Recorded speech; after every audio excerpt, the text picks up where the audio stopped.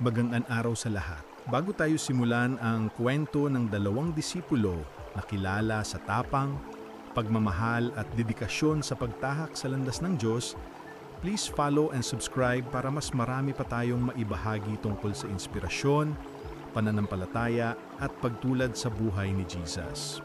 Sa tabing dagat ng Galilea, abala sina James at John, mga anak ni Zebedee, sa kanilang pang-araw-araw na gawain bilang mangingisda.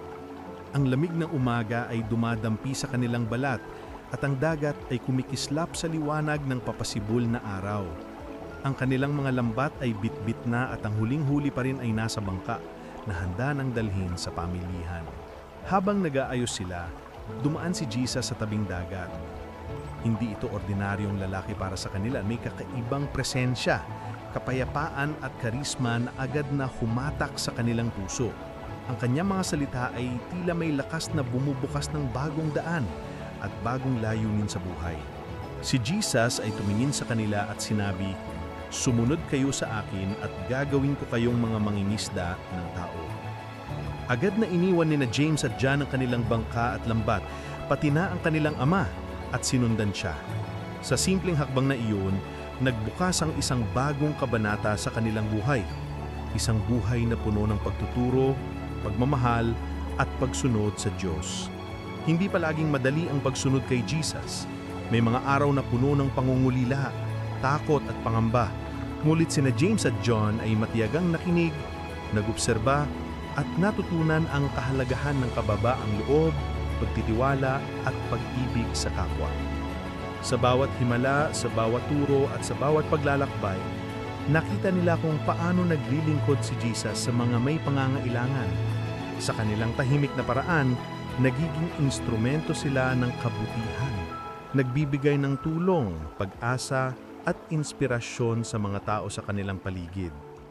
Si James at John ay hindi lamang tahimik na tagasunod. Sa ilang pagkakataon, ipinakita nila ang kanilang tapang at dedikasyon.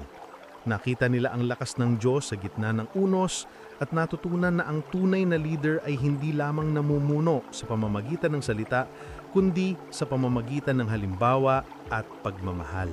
Sa mga sandali ng pag-ulan, sa gitna ng gabi sa dagat at sa harap ng hamon, sina James at John ay nagpakita ng pagtitiwala sa plano ng Diyos. Ang kanilang pananampalataya ay naging gabay, hindi lamang sa kanilang sarili, kundi pati sa iba pang disipulo at sa mga taong kanilang naabot. Ang kwento ni James at John ay nagpapaalala sa atin na ang pagsunod sa Diyos ay hindi palaging madali, ngunit puno ng layunin at kabuluhan.